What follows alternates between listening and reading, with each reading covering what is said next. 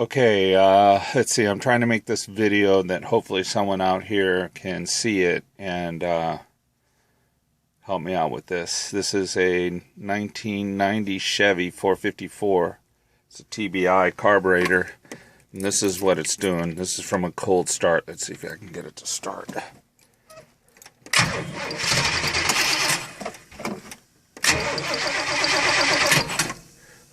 Battery's running a little dead. Let's put some starter fluid in it.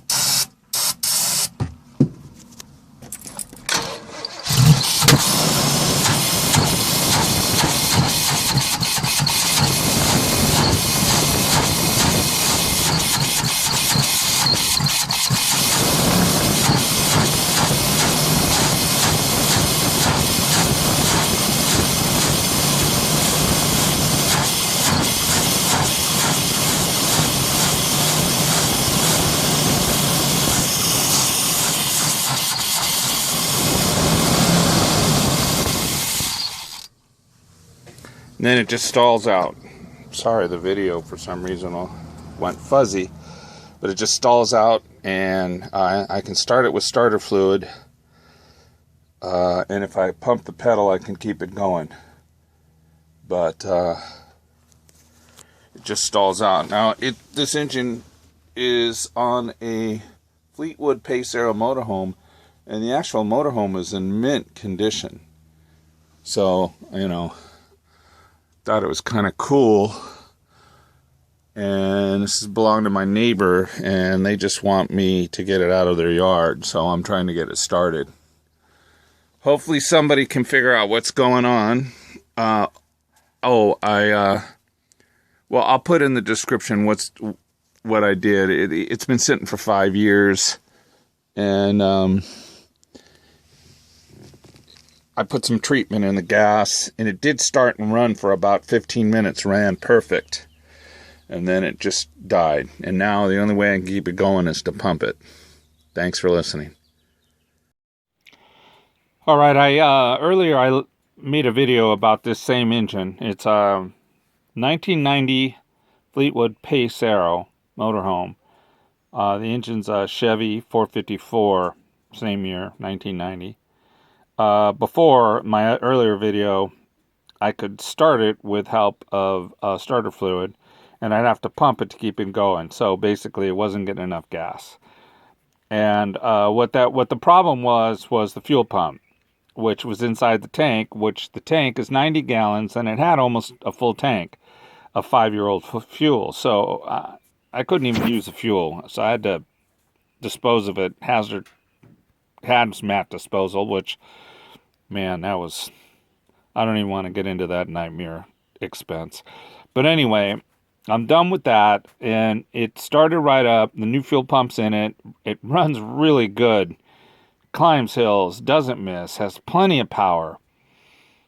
I put in $100 of gas, and it gave me a quarter tank. But what I noticed right away after driving just, 35 miles, I almost ran. I mean, it's on E. It's really getting horrible gas mileage, even though it's got plenty of power, no missing, climbs hills, great running engine. It doesn't overheat. But what I found out now is it's running really rich. I went to get it smogged, and it didn't pass because California smog says max hydrocarbons is 200. She has a reading of 300. So basically, the technician told me what's happening is the engine is producing too much fuel. It can't burn all the unused fuel, and so it's producing a huge amount of hydrocarbons. I guess that means it's running rich. This is an area I'm not really technical with engines. I just know basic stuff. Let me tell you a little bit about this motor. It sat for about 5 years, maybe a little longer. I changed the oil. I changed all the fluids, antifreeze, transmission fluid, oil. I did not change the spark plugs or the spark plug wires. All I have done is I changed the fuel pump. And the reason why is the paperwork shows they had a smog 5 years ago, right before it sat. And they had it tuned up. And they did a massive tune-up on it. And they did everything to it. So I figured, the parts might be okay just from sitting. They may not be, I don't know. But I was thinking if it's got bad plugs or bad spark plug wires, I'd be getting some kind of miss, some kind of backfire, or low performance. I mean, I got all the performance in the world. This motor really, I was surprised how fast this motorhome goes. And I really didn't try to get on it. She just wants to get up to 70 miles an hour right away. I have to be careful. I didn't even realize I was going that fast. So the engine's got plenty of power, and it climbs hills with very little drag.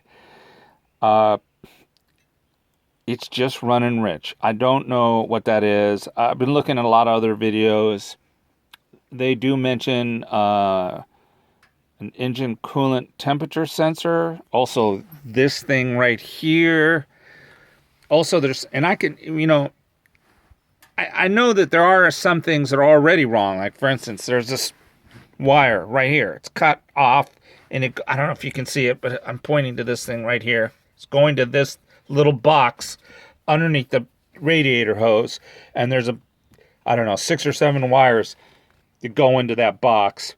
It's not part of the temperature coolant sensor unit, which is below it, and those wires are intact, and they are going into a loom. Somewhere down the line it might be. I don't know if that big, thick yellow wire is part of the problem. If anyone recognizes it, I've searched to see where the other end of it is. I can't find it. So I'm kind of at a loss. I don't know what to do here. I don't know what to attack first, and I was hoping that I could get some more input. I did look at that video of the guy who had a 454 car guy, and he started to mention different things to do, and I'm going to do those, but I just thought if somebody had some pointers at what I should look at first, that would be great. Let me start it so that you can hear what it sounds like. Seriously, she really runs good.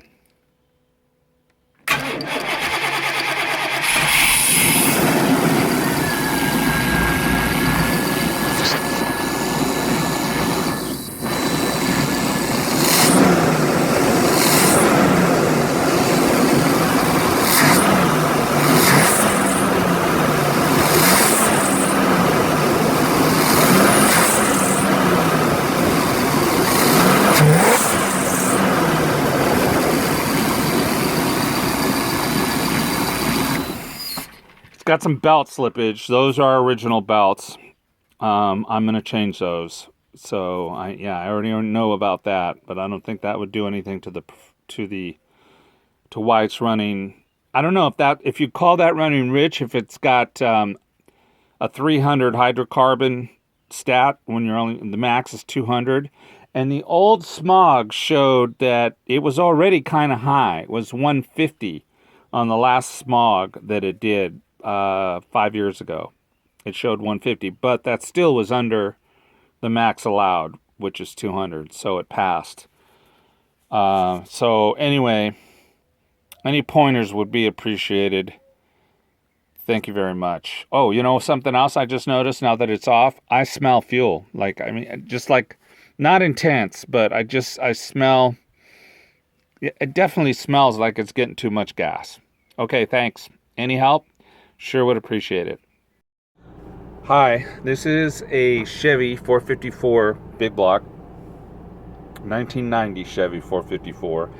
It goes in a Fleetwood Pace Arrow, and it starts fine now. I used to have several problems with it, and I posted several videos, but now it's not passing smog.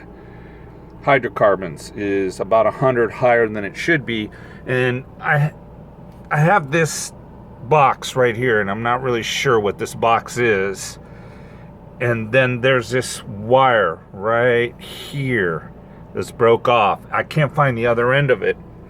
I don't know if that's a relay to some of the electronics here, but apparently the engine is producing more fuel than it can burn. So she's not passing smog. And I know that